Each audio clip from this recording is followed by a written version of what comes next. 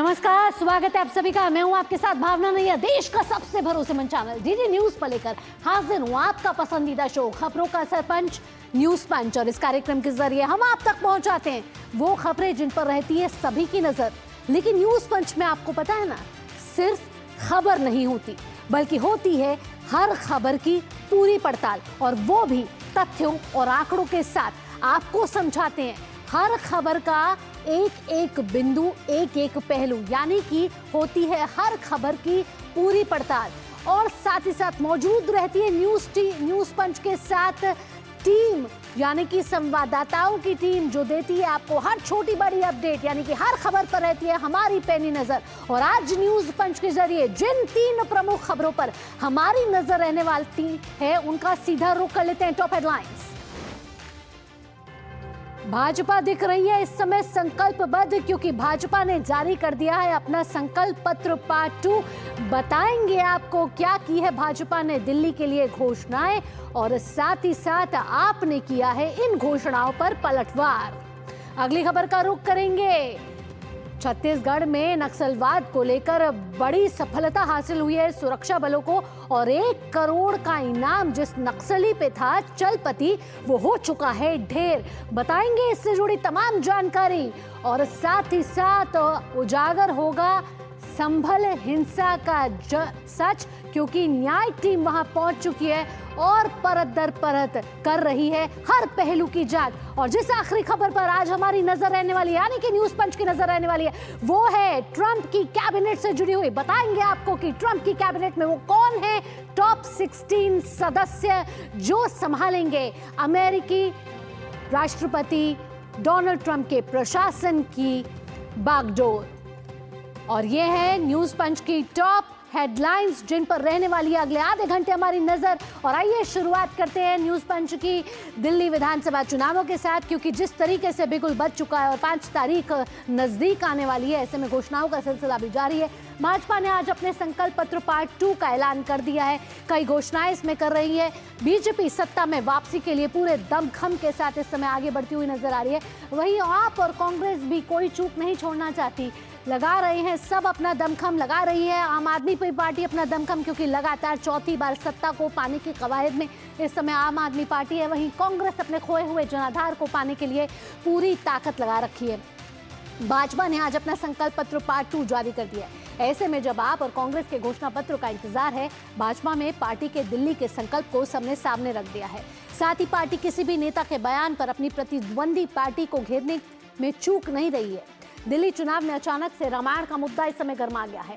आम आदमी पार्टी के प्रमुख अरविंद केजरीवाल के रामायण की एक कथा को लेकर बीजेपी इस समय आक्रामक होती हुई नजर आ रही है। तो भाजपा का संकल्प पत्र 2 जो है वो जारी हो गया है। और साथ ही साथ आइए अब आपको ग्राफिक्स के जरिए समझाते हैं कि संकल्प पत्र 2 में किन घोषणाओं को सामने रखा गया है। केजी से पीजी तक फ्री शिक्षा भाजपा कह रही है, तो शिक्षा को लेकर बड़ा ऐलान भाजपा इस समय करती हुई नजर आ रही है। साथ ही भाजपा कह रही है कि आपके कुशासन और भ्रष्टाचार के खिलाफ जीरो टॉलरेंस पॉलिसी अपनाएगी भाजपा। इसके अलावा भाजपा कह रही है कि प्रतियोगी परीक्षाओं की तैयारी के लिए 15,000 रुपए देगी भाजपा। और उसके साथ साथ भाजपा का दावा है कि भीमराव अंबेडकर के नाम पर नई छात्रवृत्ति योजना भी लागू करने की योजना बना रही है भाजपा। साथ ही साथ ऐसे छात्रों को हर महीने 1,000 रुपए का स्टाइपेंड भी दिया जाएगा, यानी हर वर्ग को साधने की कोशिश में है इस बार भाजपा। और जिस तरीके से कई सालों से वो दिल्ली की सत्ता पर काबिज नहीं हो पाई, चाहती है इस बार की घोषणाओं के जरिए जनता तक वो प्रभाव पहुंच पाए। ऑटो टैक्सी वालों के लिए 5 लाख रुपए का दुर्घटना बीमा, और साथ ही घरेलू कामगारों के लिए वेलफेयर बोर्ड, यानी कि मध्यम से लेकर निचले वर्ग तक के लोगों के लिए भाजपा अपनी योजनाओं के साथ दिल्ली में अपना संकल्प पत्र सामने रख चुकी है। घरेलू कामगारों के लिए भी 10 लाख जीवन बीमा, वहीं 5 लाख दुर्घटना बीमा। पीएम स्वनिधि योजना के लाभार्थियों की संख्या 2 गुनी। और साथ ही साथ भाजपा दावा कर रही है कि दिल्ली की हर समस्या का समाधान भाजपा के हाथ में है, क्योंकि अगर भाजपा की डबल इंजन की सरकार आ जाती है तो भाजपा सभी घोषणाओं को जो संकल्प पत्र में उसने पार्ट 1 और पार्ट 2 में रखी है, उसको जनता के सामने पेश करेगी और उसको लागू भी करेगी। आइए आगे बढ़ते हैं और आगे बात कर लेते हैं कि किस तरीके से संकल्प पत्र के बाद राजनीति इस समय गर्म हो गई है। जहां भाजपा दावा कर रही है कि वो एक बार अगर दिल्ली में वापस आ गई फिर इन्हीं घोषणाओं को लागू करेगी, लेकिन आप में ने इस पर किया है बड़ा पलटवार। आइए बीजेपी वर्सेस आप क्या कह रही है संकल्प पत्र को लेकर। हम तो नियमों के अंतर्गत चलने वाले, तो नियमों की धज्जियां उड़ाने वाले साहब, और हम तो जो कहते हो करके दिखाते हैं, ये तो झूठे वायदे करके जाते हैं।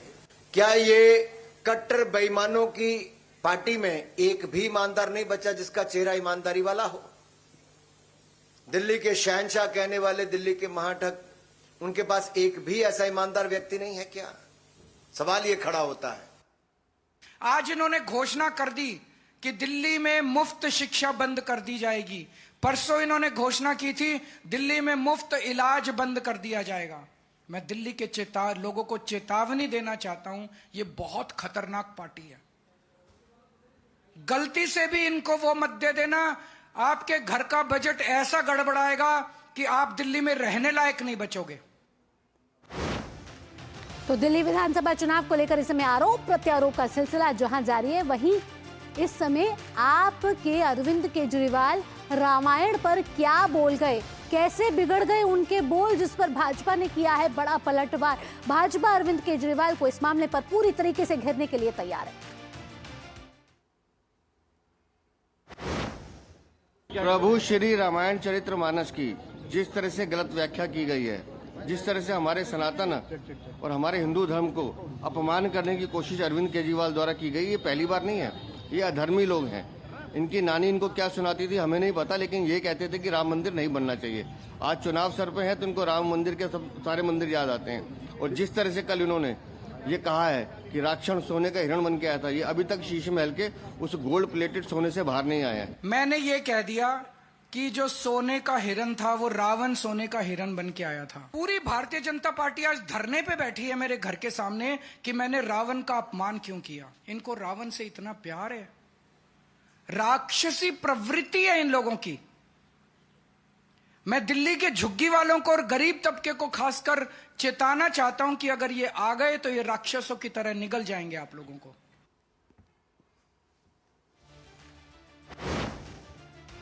तो दिल्ली इस समय पूरी चुनावी रंग में, और जिस तरीके से आप वीरेंद्र सचदेवा और अरविंद केजरीवाल को सुन रहे थे, कोई भी पार्टी इस समय किसी नेता के बिगड़ते बोल पर हमला करने से चूक नहीं रही है। ऐसे में जुबानी जंग भी तेज होती जा रही है, घोषणाओं का सिलसिला भी जारी है, चुनाव प्रचार भी तेज हो रहा है। धीरज हमारे साथ, हमारे संवाददाता भी जुड़ चुके हैं।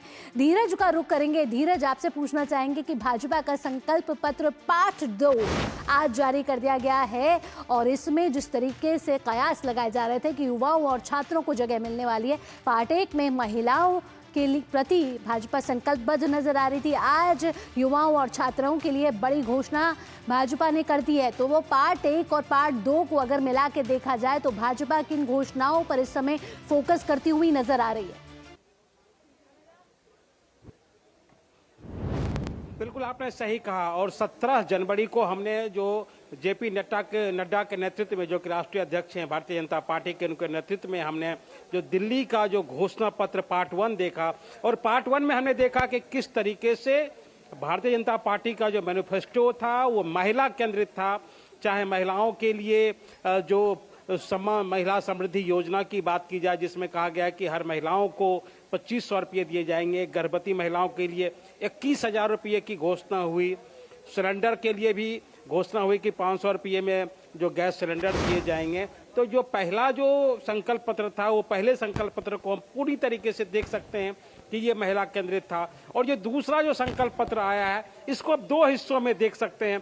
पहले हिस्से के संकल्प पत्र में भारतीय जनता पार्टी ने आम आदमी पार्टी पर जमकर निशाना साधा है, और कई सवाल जो अरविंद केजरीवाल से पूछे हैं, आम आदमी पार्टी सरकार से पूछे हैं कि आपने जो कहा था स्कॉलरशिप स्कीम युवाओं के लिए, छात्रों के लिए और नौनिहालों के लिए जिसकी आपने बात की थी कि हम उनको स्कॉलरशिप स्कीम देंगे, तो आपको बीते बताना पड़ेगा कि बीते 11 सालों में आपने कितने बच्चों को स्कॉलरशिप स्कीम दी है। और भारतीय जनता पार्टी ने आज डेटा के जरिए समझाया है कि बीते 11 सालों में भारतीय जनता पार्टी ने SC/ST के मात्र 5 बच्चों को स्कॉलरशिप दी है। तो एक तरीके से एक बड़ा आरोप। शिक्षा मॉडल की आपने बात की, आप ये नहीं बता पाए कि कैसे जो नवी छात्र के लगभग 1 लाख बच्चे नवी में फेल कर गए, आपने नहीं बताया। आपने बात की थी कि हम यमुना की सफाई करेंगे, उन वायदों का क्या हुआ। और जो सबसे महत्वपूर्ण जो आज भारतीय जनता पार्टी ने अपने जो संकल्प पत्र में घोषणा की है वो युवाओं के लिए की है। और कह सकते हैं कि KG से लेकर PG तक की जो शिक्षा की बात भारतीय जनता पार्टी ने आज करी है। और जरूरतमंद जो छात्र हैं उनके लिए उन्होंने स्कॉलरशिप की घोषणाएं की है। जो SC/ST के जो छात्र हैं उनके लिए 1000 रुपये के स्टाइपेंड देने की बात की है। KG से PG का हमने आपको लेकिन बताया कि धीरज, शिक्षा मुफ्त देने की संक्षेप में बात आपसे उन्होंने जानना कही है। चाहेंगे कि इन सभी संकल्प पत्रों पर आपका बड़ा पलटवार इस समय सामने आ रहा है। अरविंद केजरीवाल ने भी भाजपा के संकल्प पत्र पे बड़ा बयान दे दिया है। देखिए, स्वाभाविक है और ये उम्मीद थी कि जब पार्ट 2 आएगा तो उसके बाद अरविंद केजरीवाल जरूर आएंगे, क्योंकि जो दोनों जो दल हैं या कह सकते हैं कि हम तीनों जो सियासी पार्टियां हैं दिल्ली में, चाहे भारतीय जनता पार्टी हो, कांग्रेस हो और BJP और आम आदमी पार्टी हो, तीनों पार्टियां इनके सामने जनता दिख रही है, क्योंकि जो 5 फरवरी को मतदान यहाँ होना है। तो तीनों पार्टियां एक तरीके से अपने चुनावी घोषणाओं के जरिए, चुनावी वायदों के जरिए, पार्टियां इस समय अपनी घोषणाओं के जरिए, लोक लुभावन वायदों के जरिए जनता को प्रभावित करने की कोशिश कर रही है। इस समय भाजपा का संकल्प पत्र पार्ट 1 और पार्ट 2 आ चुका है। अब इंतजार है आप और कांग्रेस क्या घोषणाएं करती है अपने घोषणा पत्र के जरिए। फिलहाल धीरज, तमाम जानकारियों के साथ आपका धन्यवाद। न्यूज पंच में हम आगे बढ़ेंगे, अगली खबर का रुख कर लेते हैं। अगली खबर आ रही है छत्तीसगढ़ से जुड़ी हुई। छत्तीसगढ़ में सुरक्षा बलों को बड़ी कामयाबी हासिल हो गई है, यानी कि बड़ी सफलता मिली है।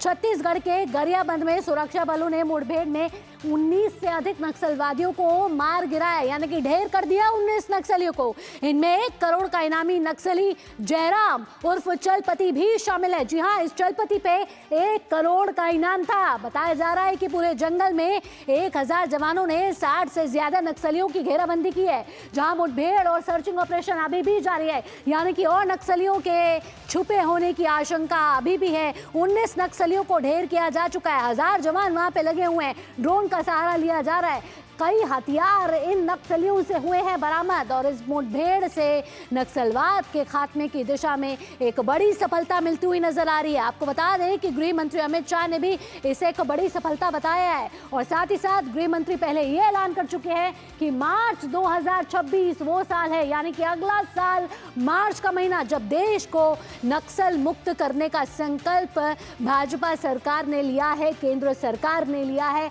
गृह मंत्री इसका ऐलान कर चुके हैं और जिसके परिणाम स्वरूप हम देख रहे हैं कि छत्तीसगढ़ में लगातार मिल रही है बड़ी सफलता और बड़ा एक्शन लिया गया है। आइए ग्राफिक्स के जरिए जानते हैं कि क्या कड़ा एक्शन लिया गया है। मुठभेड़ में जवानों ने ढेर कर दिए हैं 19 नक्सली और नक्सलियों के छिपे होने की आशंका अभी भी जताई जा रही है। सर्च ऑपरेशन अभी भी जारी है।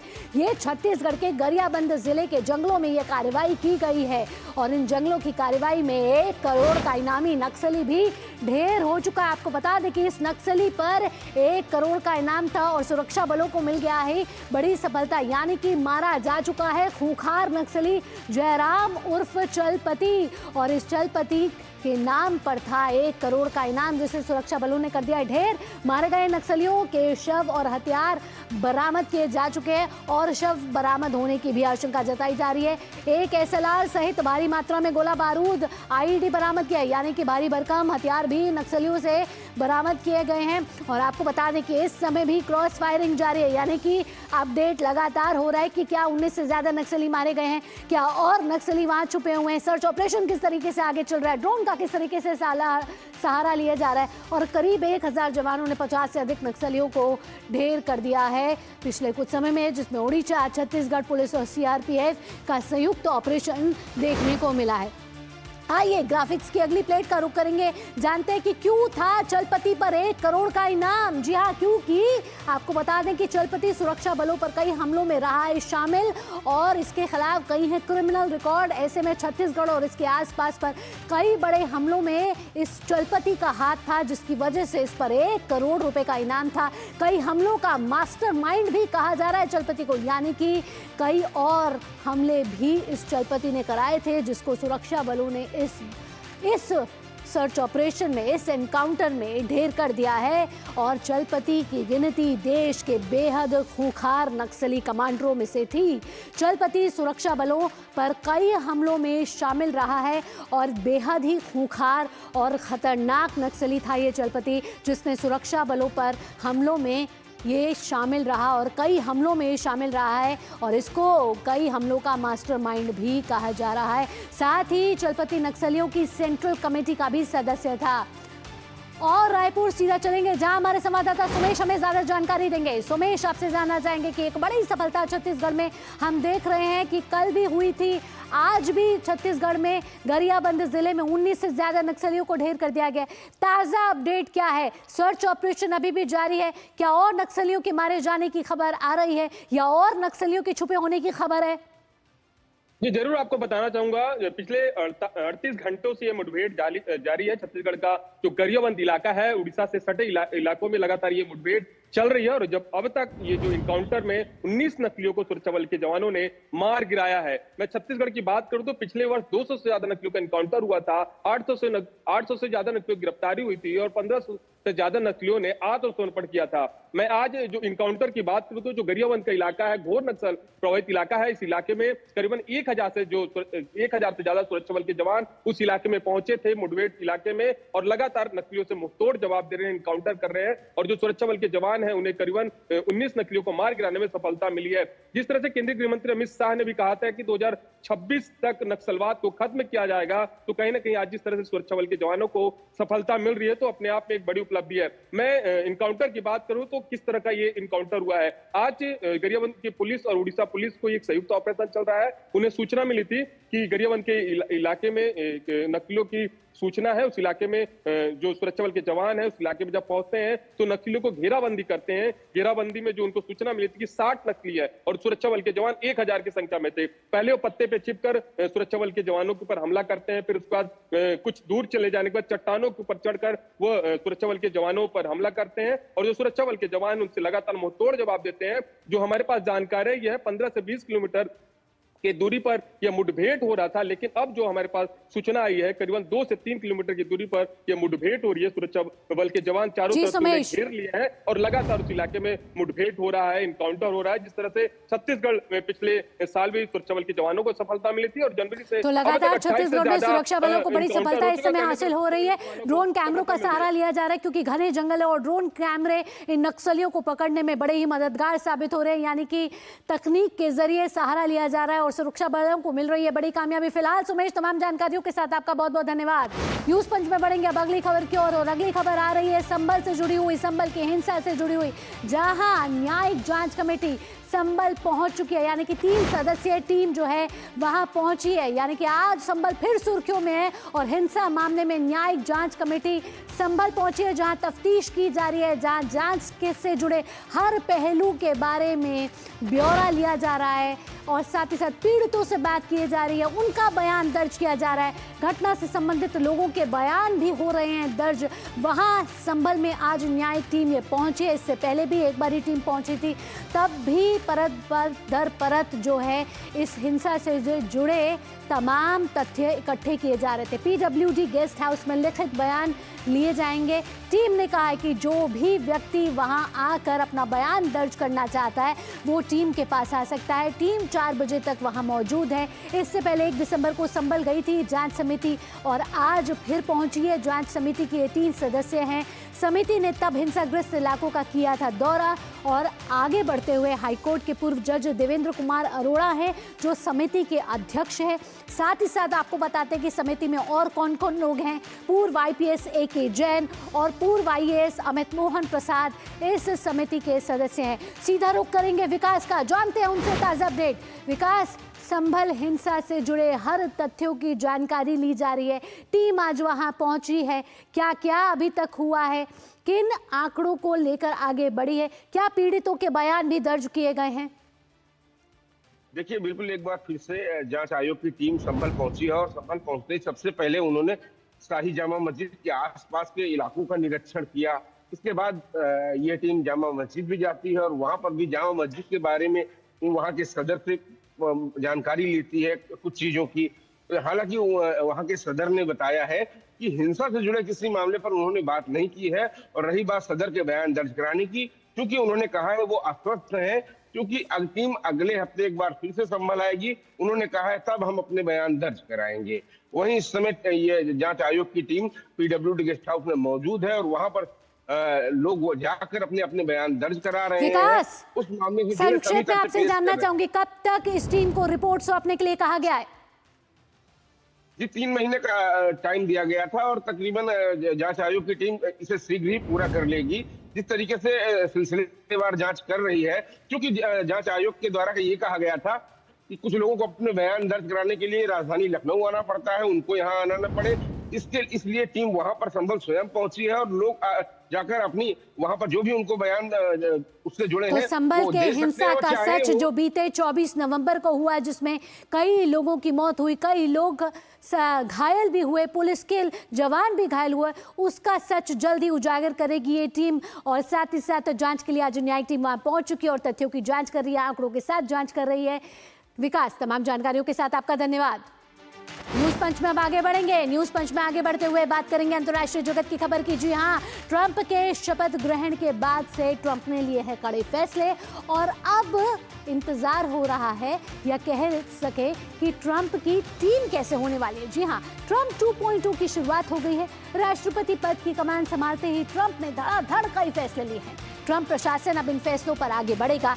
ट्रंप की टीम में कौन कौन लोग हैं, सीधा उनका रुख करते हैं, जिसे ट्रंप कह रही है अपनी ड्रीम टीम। आइए जानते हैं कि ट्रंप की इस ड्रीम टीम में कौन है। ग्राफिक्स, तो ट्रंप की टीम में बड़े चेहरे इस समय दिख रहे हैं, क्योंकि इस समय अमेरिका है सुपर पावर, तो सुपर टीम तो होनी है। मार्को रूबियो राज्य सचिव, स्कॉट बेसेंट राजकोष का उनका पदभार दिया गया है, पॉम बॉन्डी अटॉर्नी जनरल, डग बर्गम आंतरिक सचिव, ब्रूक रॉलिंस कृषि सचिव। इसके साथ ही ये टॉप 16 की टीम है जिन्हें ट्रंप की टीम में जगह दी गई है। हार्वर्ड लुटनिक वाणिज्य सचिव, लॉरी शावेज डेरिमर श्रम सचिव, तुलसी गबार्ड राष्ट्रीय खुफिया निदेशक। तो ट्रंप की टीम में इस बार महिलाओं को भी बड़े तौर पर जगह दी गई है। माइकल वॉल्स राष्ट्रीय सुरक्षा सलाहकार होने वाले हैं। आली नहबा राष्ट्रपति की सलाहकार होने वाली हैं। तो ये ट्रंप के कुछ ऐसे बड़े चेहरे हैं जो ट्रंप प्रशासन में रहने वाले हैं अगले 4 साल, जो ट्रंप नीति को आगे बढ़ाते हुए नजर आएंगे। तो इस बार ट्रंप की टीम इस तरीके की दिखने वाली है। ट्रंप टीम में भारतीय मूल के दिग्गज भी नजर आ रहे हैं। आइए देखते हैं कि ट्रंप के भारतीय मूल के दिग्गज कौन कौन है। श्री कृष्णन, एआई के लिए वरिष्ठ व्हाइट हाउस नीति सलाहकार के रूप में उन्हें नामित किया गया है। साथ ही साथ आपको बता दें, प्रमुख तकनीकी दिग्गजों में इनकी महत्वपूर्ण भूमिका बताई जा रही है।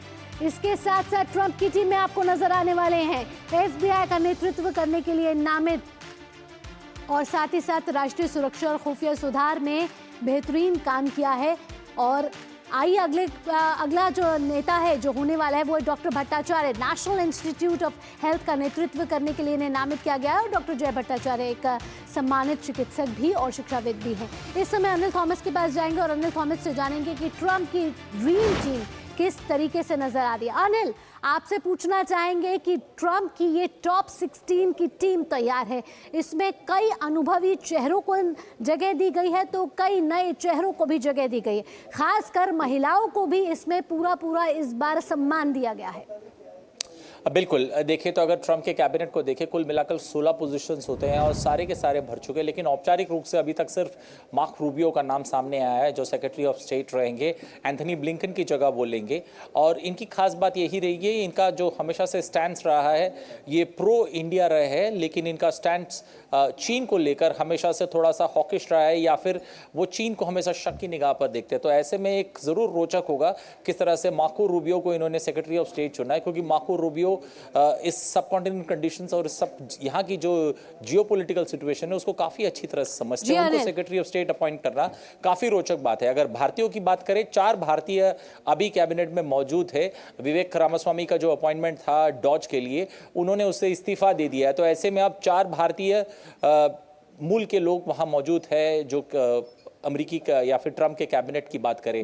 अगर महिलाओं की बात करें, महिलाओं को भी बखूबी जगह मिली है इस कैबिनेट में। 16 लोग हैं इस कैबिनेट में और महिलाओं को भी बखूबी, तुलसी गबार्ड की आपने जिक्र किया, उनको भी यहाँ जगह मिली है। लेकिन कुल मिलाकर देखें तो एक प्रोग्रेसिव अप्रोच के साथ इस कैबिनेट या फिर इस टीम को लेकर ट्रंप उतरे हैं। ट्रंप 1.0 से 1.2 में अगर आप बदलाव की बात करें तो ज़रूर उन्होंने अप्रोच पॉजिटिव रखा है इस बार, और अप्रोच के साथ साथ कैलकुलेटेड रिस्क लिया है। जिस तरह से उनकी ये टीम है, इसमें कुछ लोग अनुभवी है, कुछ लोग पहली बार आ रहे हैं। तो एक कैलकुलेटेड जिसे कहते हैं मिश्रण है, चेहरों का मिश्रण अनिल इस बार की कैबिनेट में दिख रहा है। जिस तरीके से अनिल आपने भारतीय अमेरिकियों की बात की जिसको ट्रंप प्रशासन में जगह इस बार मिल रही है, ऐसे में लग रहा है कि अमेरिका में भारत का दबदबा भी बढ़ता हुआ नजर आ रहा है। बिल्कुल, ये तो कोई दो राय नहीं है। जिस तरह से इस इंडो अमेरिकन जो फोर्स है या फिर जो उसकी कैबिनेट में लगभग 4 स्थान मिले हैं, अगर विवेक रामास्वामी डॉज के साथ रहते तो मेरे हिसाब से 5वां नाम होता। और हम भूल रहे हैं कि जो उपराष्ट्रपति है उनकी जो धर्मपत्नी है उनका भी भारत से वास्ता है। तो कुल मिलाकर देखें तो 6 नाम ऐसे होते हैं या फिर 6 नाम ऐसे होते हैं। बड़ी बात है कि टॉप 16 में से 4 लोग जो हैं, 4 सदस्य जो हैं वो भारतीय अमेरिकन है। एक बड़ी बात है भारत के लिए भी और अमेरिका के लिए भी, क्योंकि भारत हर तरफ विश्व में अपना नाम इस समय बनाता हुआ नजर आ रहा है। ऐसे में ट्रंप प्रशासन में भी भारतीय आएंगे नजर। अनिल, एक बड़ी बात, साथ ही साथ ट्रंप कैबिनेट के बारे में आपने तमाम जानकारी हमारे दर्शकों तक साझा करी। अनिल, इसके साथ ही आपका धन्यवाद। तो न्यूज पंच पे फिलहाल इतना ही। देश और दुनिया की बाकी खबरों के लिए आप देखते रहिए डीडी न्यूज, क्योंकि सिर्फ डीडी न्यूज ही है भरोसा सच का। मुझे दीजिए अनुमति, नमस्कार।